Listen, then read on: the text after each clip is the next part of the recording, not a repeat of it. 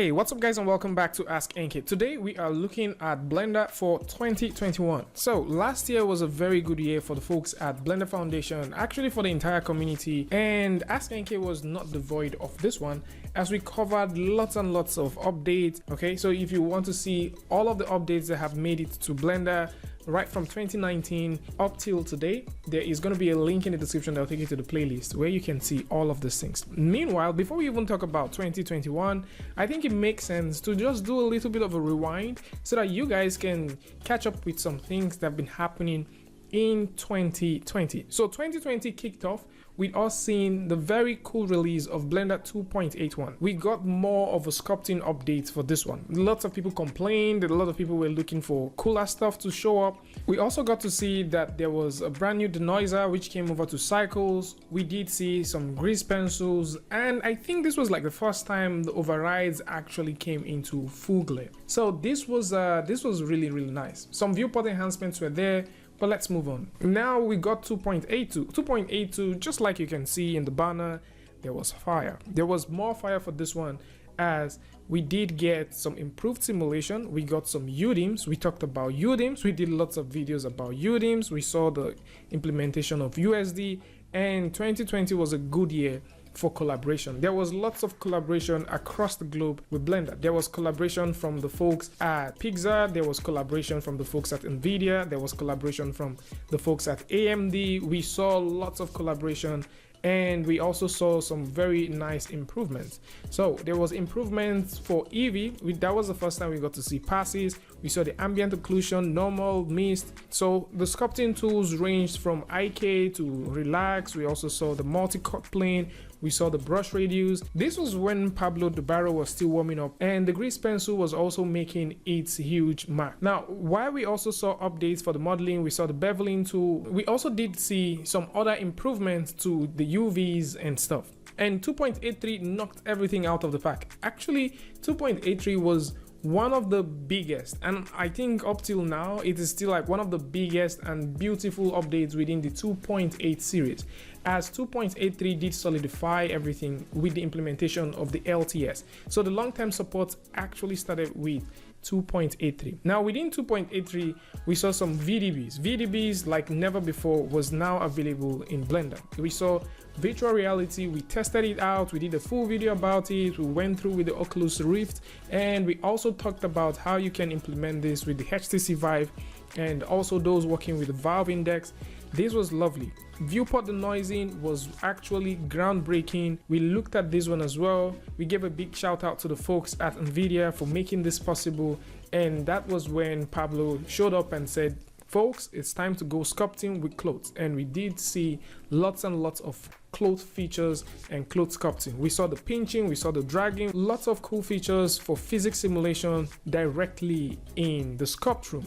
The meshes were not giving up because we also did see some implementation for meshes in forms of brushes. We saw face set, lots and lots of things. So in terms of improvement, we saw a huge improvement come to 2.83, and I think this is either because we had more time to actually sit down and the developers had to do some development, or it was just the fact that the community was extremely supportive. One of these two, or the combination of both, actually made 2.83 way cooler. Eevee had a lot of explosion, as we did see hair transparency, light passes, and HDR blurring too for those who like to play with HDR. We also did get some extra cool shaders. We talked about how performance was being boosted. We saw some nice modifiers that showed up. We looked at some of them. We talked about the remesh, which was pretty cool. Ocean modifier, we looked at that as well.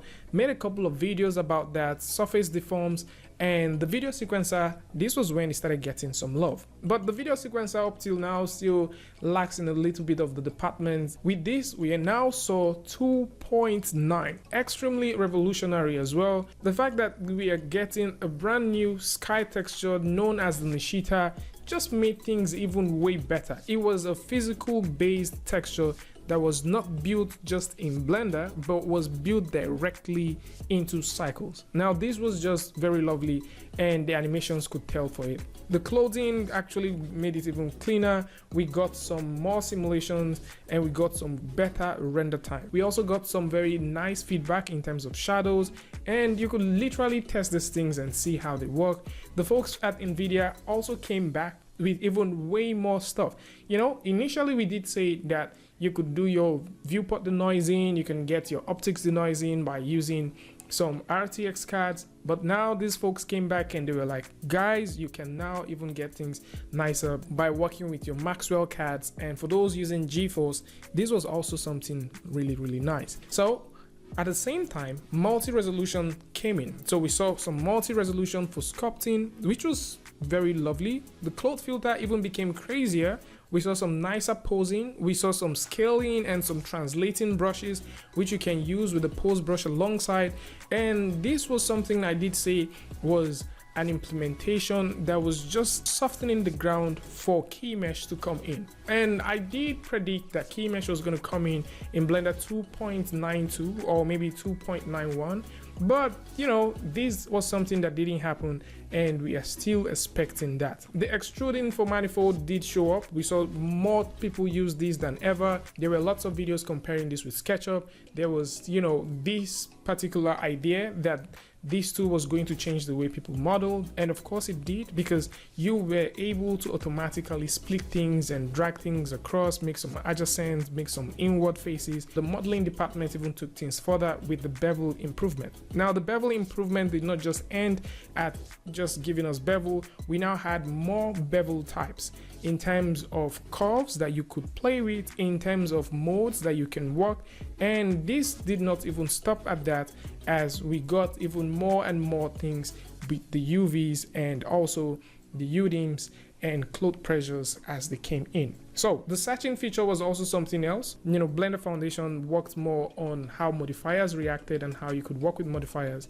We did see some more improvement, and 2.91 was where everything that was planned out for 2.90 that never made it was actually finalized. So 2.91 came in slowly but surely. It knocked most of these things out of the pack. We got collision. Good collision directly in the sculpt room was in 2.91. We got some faster feedback in terms of sculpting, and for those that were trying to do some more boundary based stuff, 2.91 just solidified everything. So in case you had excuses that the reason why you were not using Blender for doing some cloth sculpting was just because Blender wasn't good enough, now there were tons of reasons why you should actually start using that. And this simulation just ran through. He also did make sure that the symmetry was now per mesh instead of, you know, a universal symmetry. We did get the fade off interactive. We talked about that. There was also the face editing tool. There was the sharpening of the meshes.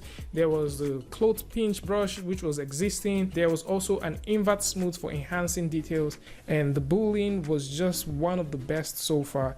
And the whole rewriting of the boolean just to make sure that you can get complex things working directly in Blender and not getting all of the unnecessary face when you boolean, just took things even more step further. Now we did not just see the boolean coming as boolean between two meshes, we also saw some very beautiful boolean across collections.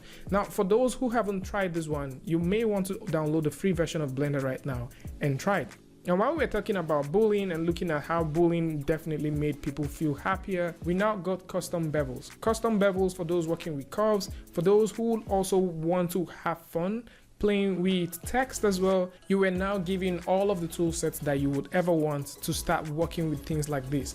Initially we said volume came in, and this time we're now getting volume with beautiful meshes, and it was just interesting. You can convert mesh to volume, and you can flip that coin back and convert the volume to mesh, and this was just lovely. I mean, you can go over to an app like Embergen, for example, or you can go to Storm or go over to Houdini, convert anything or make any volume, import that volume right into Blender and convert it to a mesh.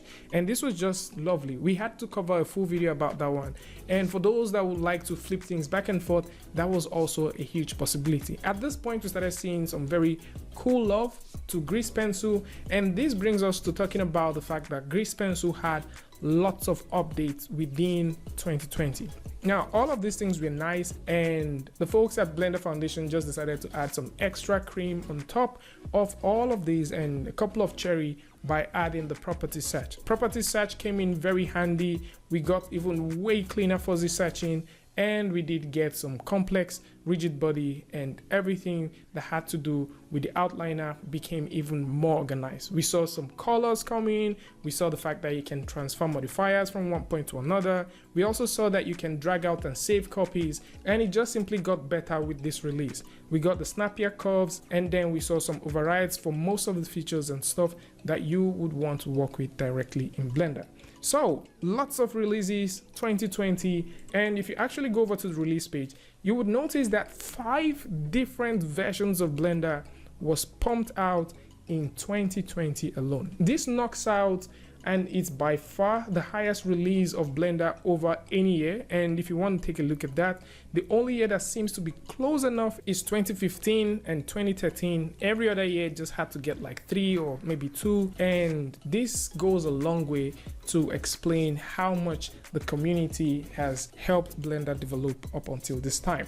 So there were lots of things that were given out, and last year we also saw a huge giveaway from the folks at Blender. As they gave out source files, we also saw tons of brushes that were given out, and we also saw some jobs. So the folks at Blender Foundation actually offered jobs last year, and I guess a couple of people were able to, get that. And while we're looking at things that was gotten, the folks at Blender Foundation also got a couple of recipients last year. So last year, Facebook joined Blender, a development fund. We also saw Amazon Service joined Blender Development Fund. We saw Microsoft join them. We saw, I think Tangent Lab was a previous year before that or so. So we just got to see like loads and loads of persons join them. Lightfarm was part of the people that joined Blender Development Fund.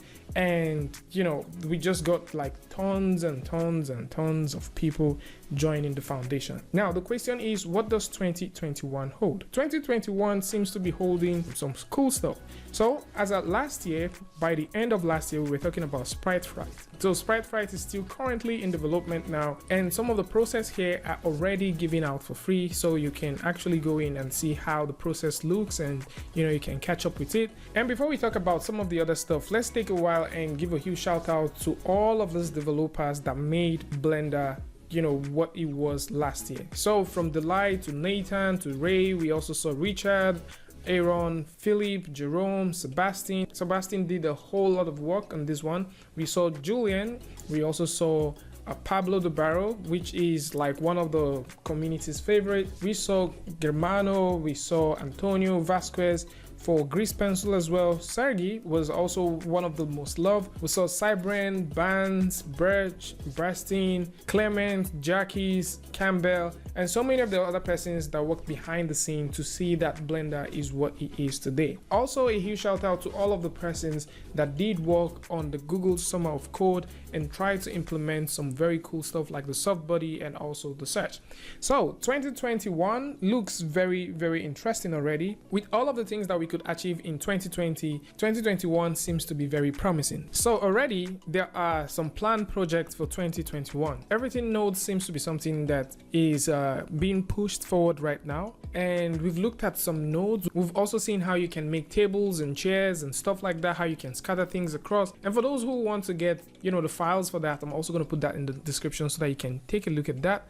Asset Browser. We've also talked about the Asset Browser as a potential tool which is coming to Blender 2.92, and this is presently in the principal build of Blender 2.92. The video sequence editor is going through some significant updates, and we are actually looking at that. So we've talked about the video sequence editor. We talked about the fact that we can now play with things differently. There is now a transform tool that you can work with, which was totally different. And there were also some very cool improvements that were now added in terms of manipulation and trimming. And we are seeing that Eevee might also be getting some more updates. So Eevee's first big goal from the folks at Blender Foundation is to incorporate Vulkan. So with Vulkan implemented, Eevee is going to be future-proof for more efficiency, as Vulkan seems to be more future-proof right now compared to what Eevee has. And in future, the probability of having ray trace directly in Eevee is something that's being considered, but for the most part they would like to implement, you know, the Vulkan first before they can move into adding some more stuff. So we also did see some motion blur last year, and it's very interesting to see that, you know, motion blur seems to be something that Eevee can now comfortably do. So in terms of VR, there is an update that should be coming over to VR. It says the community has been passionate about getting more VR into Blender, and yes, they are, and yes, I am actually hoping that we get to see some of them. And for 2021, they're looking at ways that the community will be able to create even more engaging and interactive content, which is not just simple walkthroughs. So the last time where we talked about VR, we did look at an add-on which you can use to create things directly in Blender compared to just doing a simple walkthrough. And I guess maybe if they can implement that same feature directly in Blender natively, that would go a long way. Cycles is looking lovely already, and there are some improvements that will be added to this in terms of performance and in terms of handling complex scenes and geometries. They are looking at ways that cycles will be way better. Animation 22, which was previously known as Animation 2020, seems to be something that will be taken into account seriously this year. So last year we did get major grants from the folks at Amazon Web Service to invest into the character animation tools, and right now the folks at Blender Foundation are looking at this as a 3-year-long plan to work on the character animation tools to get it to where it should be. So already we did see a tweet from Ton when this grant was given out that this would help the improvement of the character animation tools that exist in Blender. And from here they're saying that there will be some sort of recruitment which will be starting within the second quarter of 2021. So things that might be coming over to Blender in terms of animation tools would include things like node system for drivers, constraint deformers. There is also character debugging tools, redesigning of armature so that they could work better with motion capture files, controls for automated systems in terms of muscles, which is something that Blender doesn't have right now, multi-layered posing and allowing tweaks on top of caches, which is more like animation layers. And for those who haven't seen that add-on, I'm going to put a link in the description so that you can check it out as well. Advanced interaction and selection.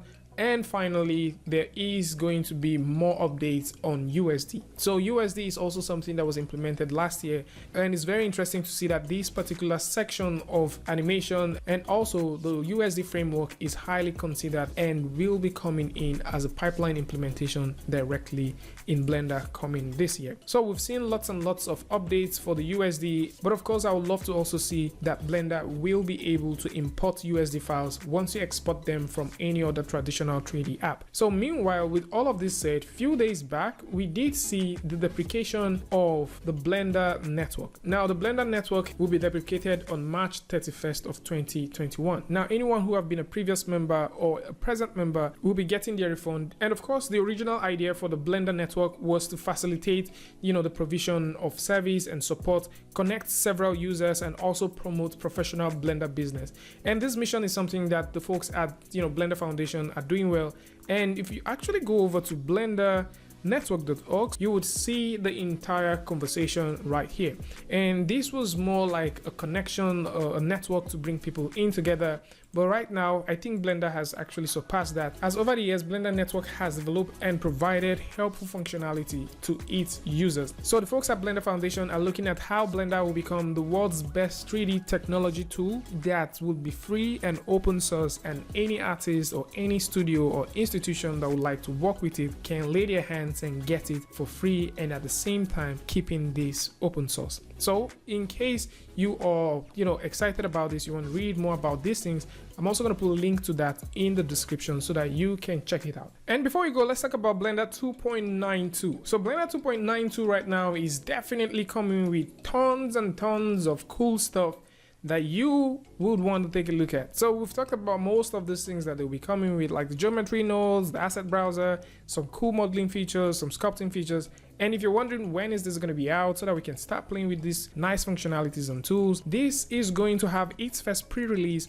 sometime in February. So if they keep true to the words and we don't get any delays, this is going to be in February the 17th, and that is 3 days after Valentine. So it's more like a post-Valentine gift that the folks at Blender Foundation will be giving, and 10 days after Valentine we will be getting the full release of Blender 2.92.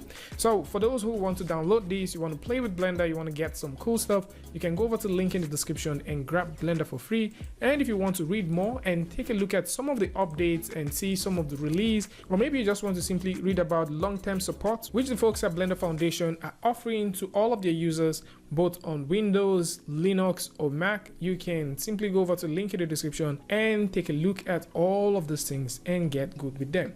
So these are some very lovely stuff, and of course a huge shout out to everyone that has contributed, a huge shout out to all of the development funders, and also to the entire team and everyone in the community for making this possible. And at the same time, a huge shout out to all of the patrons that are supporting askNK on Patreon. So if you like to support askNK in 2021, simply go over to the link in the description and join the Patreon. And for sure, if you like to join the community and also hang out on Discord, you can also take a look at the link in the description and check out the Discord. Tell me what you guys think about this one in the comment section.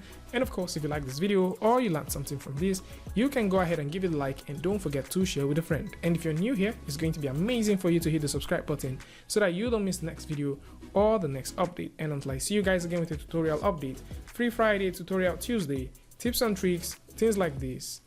Peace.